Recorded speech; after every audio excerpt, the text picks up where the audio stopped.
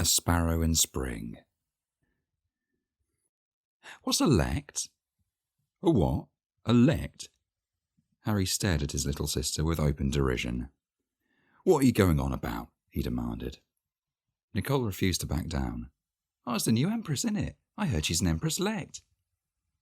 Elect, you pillock. She's the Empress-elect.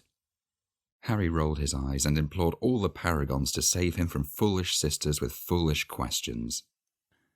All right, what's an elect then? Nicole retorted in a sing-song voice. She idolized her elder brother, but ever since he'd graduated from his apprenticeship in the paint house, he'd been full of himself. It's like... Harry pursed his lips and thought hard. I think it means she's got to be elected or something. That's why everyone's not celebrating yet. They're waiting for her to get elected. Well, that don't make no sense. Nicole took great pleasure in pointedly rolling her eyes. How'd she get to be Empress if she ain't been elected already? Well, haven't you got work to be doing? Goaty's going to tan your hide if you don't get them barrels counted. Nicole pulled a face at her brother, but she left just the same. He wasn't wrong. Goaty would take a ring out of her wages if she didn't inventory everything in the cellar by nightfall. He'd be stocking up for weeks, what with the Empress-elect, or whatever her name was. Overview. The Imperial Senate has chosen Senator Vesna Borkovna Prokhnost to be the new Empress. In addition to the coronation and festivities at Anvil, the election of a new throne is traditionally met with celebrations all across the Empire. There is excitement everywhere, most especially in Ossium, with every town and vale making preparations to celebrate their new Empress. Prosperous citizens are anticipating an opportunity to demonstrate their virtue and looking to the Senate to respond in kind. The Senate will need to have the Imperial Treasury foot the bill for some truly impressive celebrations if they wish to capitalize on this wave of jubilation. Of course, the overwhelming majority of citizens of the Empire have never met the new throne, nor are they ever likely to. To make it possible for the common citizen to know what the Empress desires of them, their powers include the ability to grant a single citizen the right to address the Empire each summit. Once a text has been prepared, the civil service work tirelessly to distribute it across all 10 nations. The words of a throne are always important, even if they delegate the responsibility to another, but the first address, the inaugural address, is crucial for setting the tone of their reign. These are far from the only weighty matters for the throne and her senators to consider.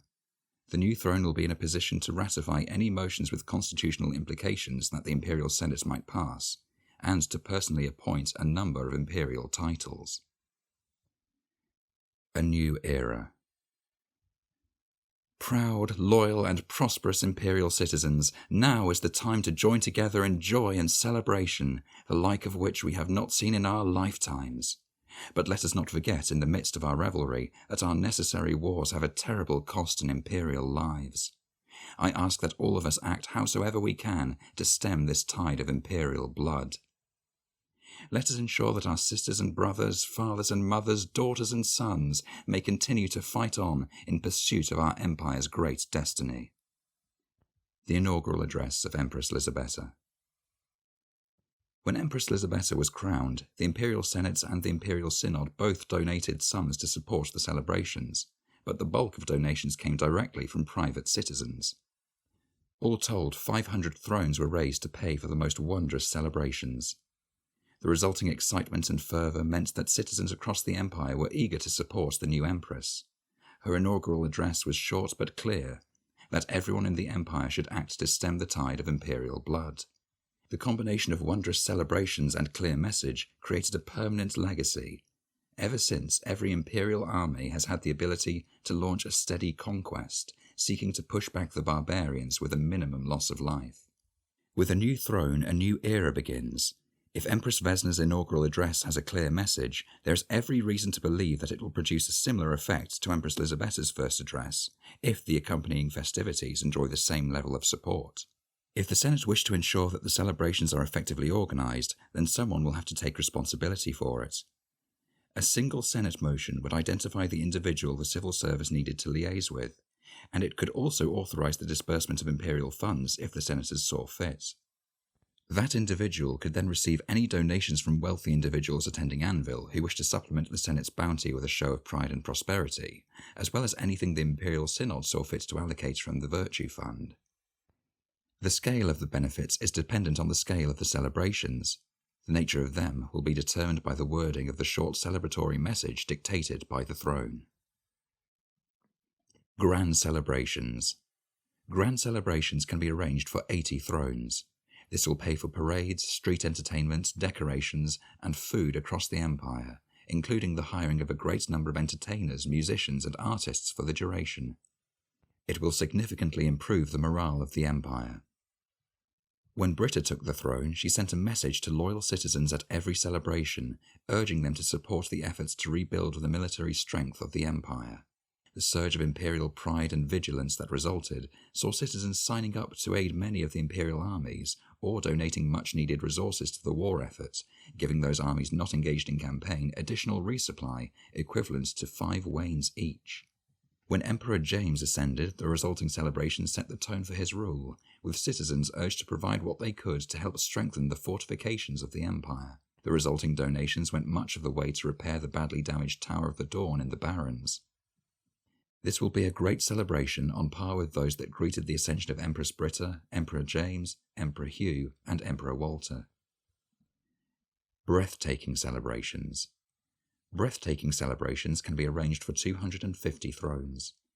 This will pay for feasts to fill the bellies of all who attend glorious banquets. There will be amazing works of artifice and troop upon troop of musicians and actors to entertain those who attend, with plays, operas, masquerades, fireworks, and displays of magical lights imported from Urizen. Grand magical auras and rituals will be created to entertain and delight the population. Heralds of the realms and foreign dignitaries invited, and visitors will gather from across the empire to partake. While Emperor Nicovar is rarely spoken of these days, he was considered a brilliant ruler in the early years of his reign. While his message to the citizens was a little dry, it was still sufficient to move minds, and much of the expansion of the Lyceum was paid for with the grateful support of citizens, urged by the emperor to support his plans to expand the academic and civic infrastructure of the empire. The ascension of thrones like Empress Giselle and Emperor Nicovar were both accompanied by breathtaking celebrations. Wondrous celebrations. Wondrous celebrations can be arranged for 500 thrones. The enthronement of Empress Lisabetta was accompanied by wondrous celebrations, rivaling the glories that accompanied the coronations of Empress Richilde and Emperor Giovanni. The cities of the League were transformed into wonderlands for a week. Bridges of magical glass were conjured to link the spires of Urizen to allow celebrants to travel from mountain to mountain. There were grand tourneys in Dawn and festivals in the marches. Every nation of the empire took part, an experience that few will ever forget. Many citizens are hoping that the election of the new throne will be accompanied by similar celebrations and festivities. Merchants on the Bay of Catazar have begun importing consignments of wine, beer, brandy, and mead in readiness.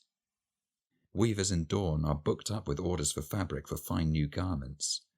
Hard-working mummers, soutenir, troubadours, stainer, and scops are all anticipating a wealth of new patronage.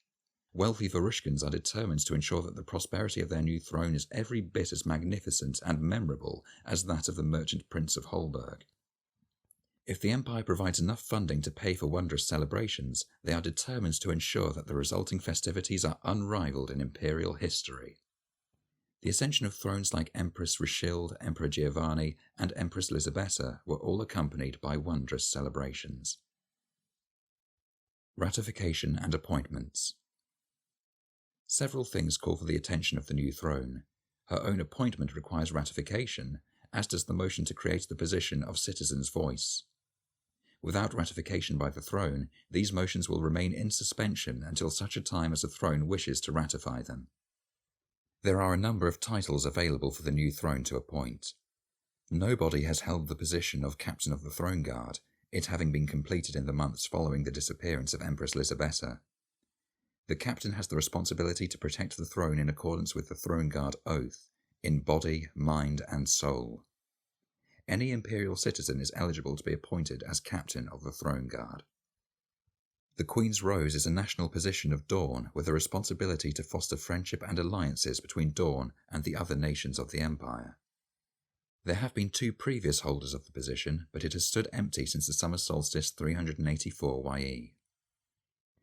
The Keeper of the Imperial Menagerie is a position with tenure that has been held by K. Griffensbane since the summer solstice 381 YE.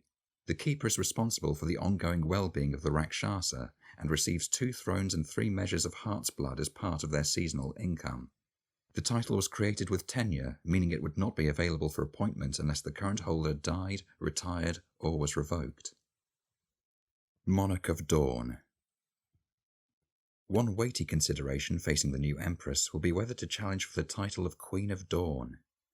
As a citizen of Varushka, Vesna would not be permitted to fight in the resulting tourney and would need to rely solely on the support of Dornish nobles to fight on her behalf.